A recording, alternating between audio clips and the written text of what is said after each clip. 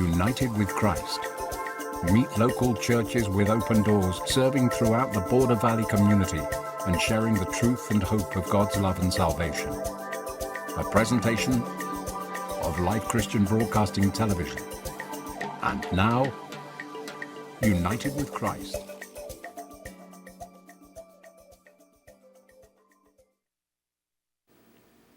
Welcome to United with Christ, and this is a program brought to you by Faith Today Christian Ministries. I am Diana Washington Valdez, minister and founder of this ministry, Faith Today, which is an end times ministry. And today I would like to introduce a guest, and he is David Crowder, a lifelong journalist and former colleague of mine. We will be discussing today the future of media, big topic, an important one. But before we begin, we will start and open with prayer and scripture. Heavenly Father, please be with us today and make everything we say and do serve to glorify your name. A couple of scriptures, one from Habakkuk, chapter 2, verse 2. Then the Lord answered me and said, referring to Habakkuk the prophet, write a vision and make it plain upon a tablet, so that a reader can run with it. Revelation chapter 1, verse 11. The voice behind me said, write down on a scroll whatever you see and send it to the 7 churches. So we see that the Lord is in the writing and publication business for a long time. David, please tell Diana. us a little bit about yourself so that the audience will get to know you.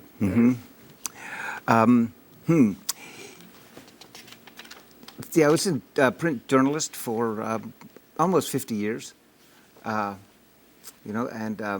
I sort of stumbled into journalism after I got back from Vietnam, and I volunteered for the draft actually, and got out, and I think I was listening to Eric Severide, who was an old commentator, and he was talking Yes. about I think it was something to the effect that. Journalists are sort of a combination of writers and politicians, and he kind of went on about that, and I said, that sounds very interesting, and I had been interested in writing and such since I was a kid, and I sort of wandered into journalism that way. As a matter of fact, wound up at UT Austin, getting a journalism degree, and then landed my first job down at the Brownsville Herald, and then made my way. It wasn't. First one was a weekly in the Hill Country in Burnett, Marble Falls area and such, and then got recruited by Brownsville, and stayed there a few years, came here and worked for something like 20 years with the El Paso Times, and doing local government, editorial page editor, and I didn't aspire for the high positions. It was too much bureaucracy, and ended up leaving there and went to Newspaper Tree, which was a online publication. Yes. With Cito Negron. We had a great time, and then we ran out of money. It was just one day the checks bounced, and that was the end of that.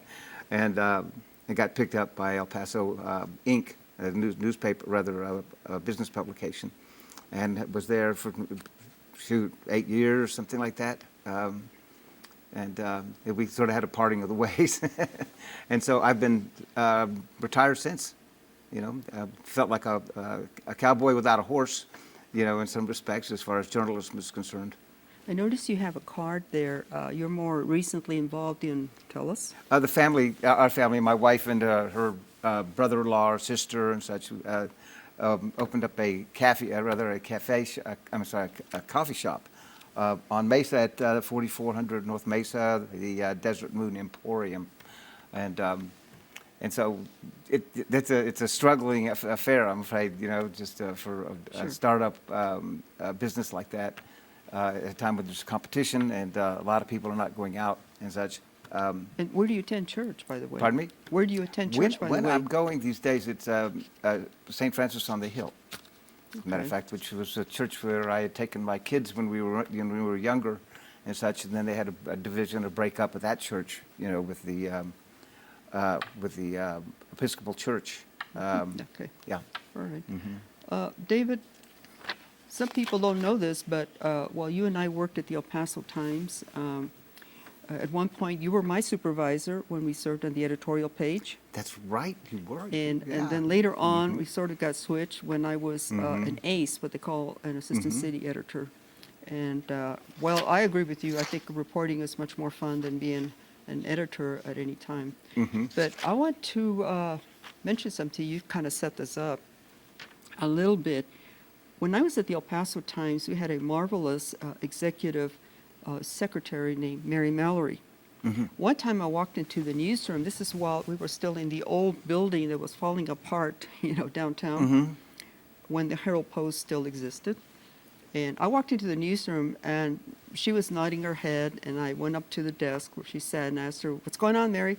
And she says, "Well, every day, Diana, you're not going to believe this, but I get calls every single day with complaints about 3 reporters. It's one or the other." And I said, "Really?" And I said, "It's you, David Crowder, and Gary Shar." That's good company. What do you think? What do you think is a common denominator here? Gary was always very efficient, with his reporting and very thorough. You were always pretty aggressive, and so was I. At the times we tended to upset people at times, and Gary not so much. As a matter of fact, he was a wonderful writer and such, and that was it. I think we just stirred the pot whenever we could. I don't think we did it intentionally. At least I didn't. It was just the kind of the result of the work we did. All right. Which back in those days was called investigative reporting, and we probably didn't consider it that either back then. Yeah, we it was just reporting a we lot were of just times. Yeah. doing our job, all right? But we were along the way making a lot of people mad. Okay. David. Including our editors. David, one of the concerns that we have today in media land are these efforts to censor media in a greater way than before, and this effort to censor has extended to social media. For example, the U.S. government sought to create what they called a disinformation governance board, which would be an advisory board to the Department of Homeland Security. This is in 2022. And the purpose or the mission was to combat misinformation, malinformation, and disinformation. Well, my question always was, whose misinformation? Whose malinformation? Whose disinformation? Who's going to determine the government? What is mis, mal, and disinformation? I know that during the pandemic, we saw very strong efforts on the part of governments and government agencies here in the United States to control the flow of information concerning the pandemic. For example, no alternative views about the origin of the pandemic, the prevention measures, and the one-size-fits-all treatment of the pandemic were allowed. There were doctors, there were scientists who did interviews on, for example, platforms like YouTube, and they were removed. They were, let's say, persona non grata. Their views do not agree with the government's views, so therefore that's bad for the public, and therefore they should not have a platform. Then we got into the politics. The Hunter Biden laptop, which at first U.S. officials said, well, that's nothing more than Russian propaganda.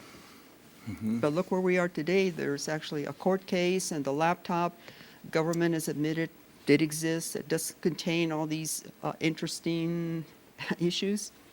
And so, but that line about it being Russian propaganda, it wasn't real, came from government officials, elected officials. So I feel now we're like in a war. The information wars are really here now with us. For example, the war in Ukraine. How do we know what's really going on there? This is a war that could lead us into World War III. Now, the functions of this governance board kind of have been spread out among all the federal government agencies. Once the idea of one board was knocked down, but the idea did not go away, and so these efforts to control the flow of information simply went from one agency through all government agencies. We're all going to keep an eye and then keep tabs on everybody. What do you think about all this, David? That's a lot, as a matter of fact. I think as far as covering Ukraine, I think there has been obviously hampered by the fact that it's a war zone. It was kind of like Vietnam, frankly, and the difficulties that there were in covering that. Frankly, the reluctance of news organizations to send their people into those situations as well. But I think there still are numbers of pretty conscientious reporters who are out, sort of, digging up what they could, checking out the news that they could. As far as Ukraine is concerned, there's a lot to be seen there. And we see it, as far as what the Russians are doing to Ukraine in terms of bombarding their cities and such. And so now we're looking at the question of whether we continue to fund and assist them with military gear and artillery rounds and all of that. My thought is that we need to stay with the Ukrainians in this fight, because the next one will be on the doorstep of Europe. We don't know where the Russians want to go with this. It's really a terrible situation. So the Ukrainians are willing to fight.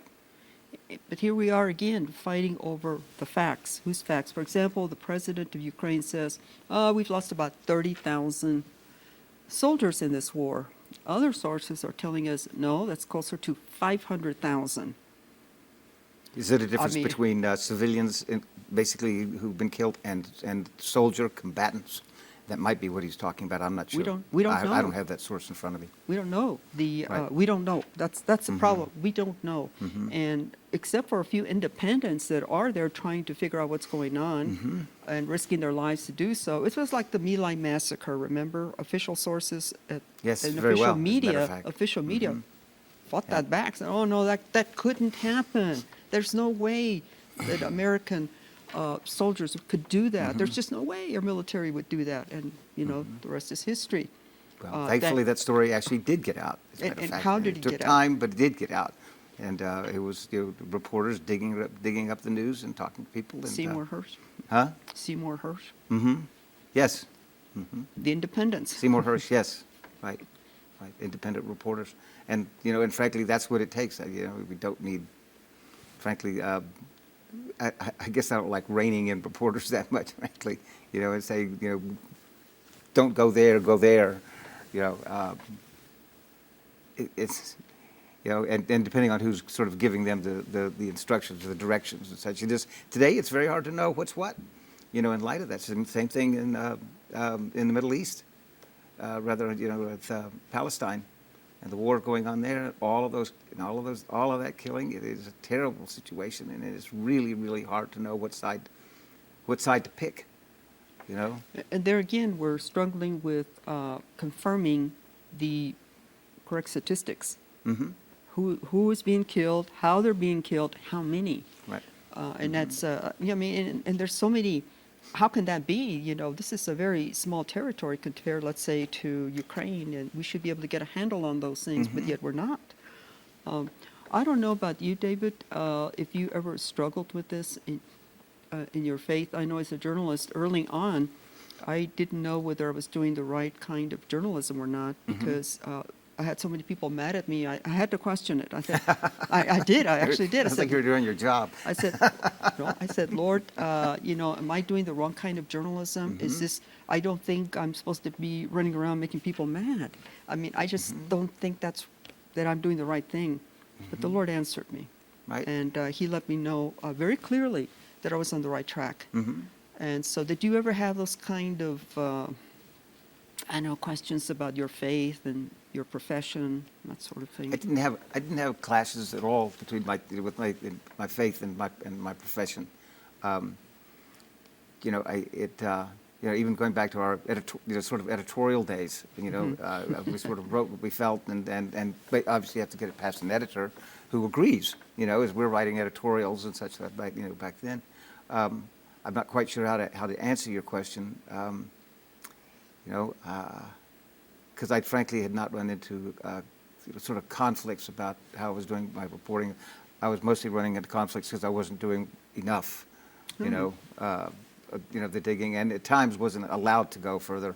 And there was that. I think we probably both ran into that from time to time as you're getting into sensitive areas politically and getting pulled off of stories or stories not getting printed. That didn't happen very often. I'm happy to say it was my time with various publications. So I think that for the most part, I think the media, I think at least local media that we're, the level that we have operated on, has strived to be honest, pretty straightforward, and to avoid spin and such. But I think you start getting into that when you start moving up the ladder into national, international reporting, and you don't know who to believe. It's very hard, and which network to listen to, watch.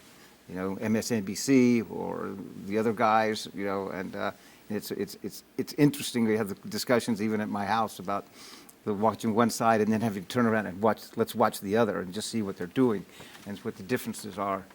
And that's the way you have to do it. It used to be you read one story and you get both sides on it, but now you've got to go fishing, for different viewpoints and what might be in fact the truth.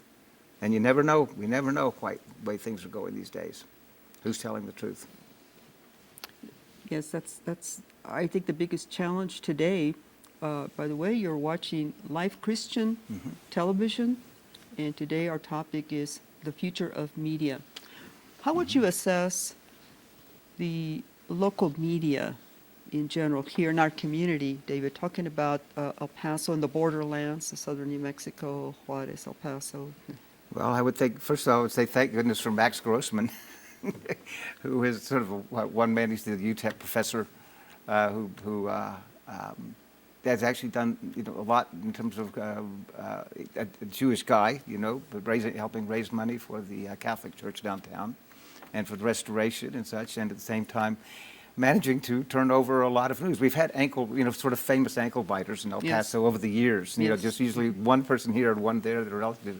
And you may remember some of the radio folks that we had who raised the ruckus, and which I was always for that, And I think the TV stations, and that's kind of what we're down to. When we were at the El Paso Times, we had over, I think we had over 200 employees, total at some point. I think they're now down because of simply the changes in reader habits and advertising and electronic media and such like that have pretty much killed off print journalism.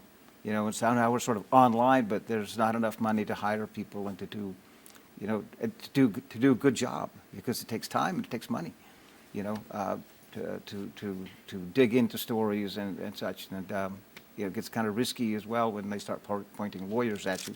What else do we have in terms of local media now? Well, we have TV what else stations. Are we left with? And a few independent people doing it, but we don't have a lot left. Times is down. El Paso Times is down to just a couple of people. I think just about gone. El Paso Matters. El Paso Matters, yes. El How could I miss Paso and El how could I Paso overlook Inc. that? And I think they're doing, under the circumstances, I think they're doing a good job. I think Bob Moore and company are, sort of doing almost a print-worthy, kind of, and actually they are, as a matter of fact, versus television news and electronic news and such.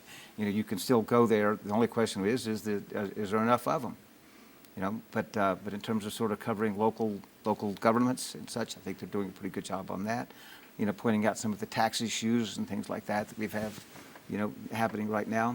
Like where have all the school kids gone? And a lot of the school districts. El Paso Inc. El Paso Inc., which focuses on business, I understand, was founded by a former editor of the El Paso Times also. It was Tom Fenton, as a matter of fact, and right, and they're chugging along as well. So ultimately, a lot of this job is actually getting done.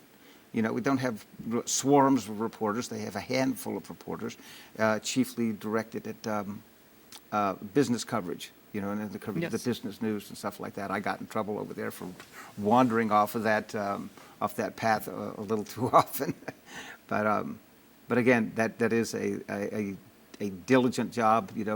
I think everybody's busting their tail, there as well. Long hours, You know, What would you recommend to people on how to find and evaluate credible media sources? first I would say probably look to print. You know, and a lot of the print, what you'd call print, is someplace like El Paso Matters. It's print, but it's online and such, and you sort of got to fish around. There's not that many outlets, though. You know, there's not that many fishing holes as far as news is concerned anymore, like there used to be. Not that many fish either. You know, it's Right. sort of hard to get, as a matter of fact, these days. And so I don't know what to say about that. You know, just simply because getting at in-depth kind of stories and such, the things that we used to report, you know, things going on at City Hall. Honestly, you know, it seems like Max Grossman has done a great deal of real in-depth kind of coverage that should be done by, you know, mainline press these days, but isn't getting done. I don't know what to say. It's kind of lazy, frankly. What can we do to motivate our journalists of the future To motivate journalists of the future. to even become interested in that as a career? That's a tough one, as a matter of fact, is talking kids who are looking at what kind of a career they want, and they're going, you know, heading into college. They want to go into journalism, or they want to go into business and such. You know, sort of the motivations now are different. It's a hard field to get into, and I'm not sure, you know, what to tell them. You know, as we think about what motivates young people in their late teens, early 20s, you know, to choose a career. It's a lot easier in a lot of respects and a lot more lucrative, actually, to look into business or, you know, some of the sciences and things like that, rather than print. And I think, you know, those people who have the knack for writing and asking questions sort of find their way into, you know, journalism, but not enough these days, and there are not enough outlets. You know, I think hard that- to find. Yes, I'm running into media majors who are choosing to focus on marketing, for example, instead of Right? The money reporting. side of the business. Yes, yes. And the other thing is, I think at this juncture, I think the public really needs to get informed about efforts at censorship, which really started with 9/11, with the 9/11 attacks. You kind of have to give up your privacy, certain privileges of privacy in order to let the government examine everything, phone calls, you name it. I don't think I've run into that yet. As far as having my, I've experienced. maybe having my phone tapped. I've experienced my first email block, which was kind of shocking to me. I mean, I was sending someone what I thought was a link to an innocuous piece of information. It got blocked. It got blocked by the company itself. And so, and I tested it, and I confirmed that it was blocked. And so, you know, and I've heard from different people who are saying, no, you know, I don't know, we may have to go back to the old way of doing things, David. Call them up on the phone, knock on their door. Yes, or, you know, publishing, making Yeah. copies of stories and then delivering them in person, you know, sending them by regular mail instead of by email in order to get information out.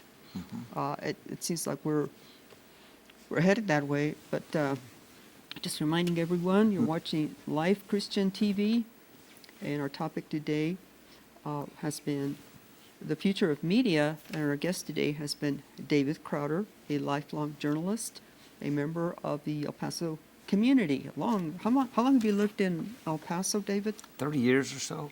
30 years. And where you, That was, you originally from where? originally from sort of Wichita Falls, Dallas. You know, I was raised there. And then sort of hung around in Central Texas and such. I went to school in Europe for a while. Actually got baptized. I was going to a Catholic boarding school in Rome, and I sort of had an event at night, and had walked up on the prefect's door and said, I need to get baptized. And they were so impressed. They hauled me down to the Vatican, and I ended up getting baptized by a cardinal of Rome. Hey, wow. Yeah, they figured we got to do something with this kid. Nothing but You know. highfalutin, nothing like a highfalutin clergy for you, huh? All right.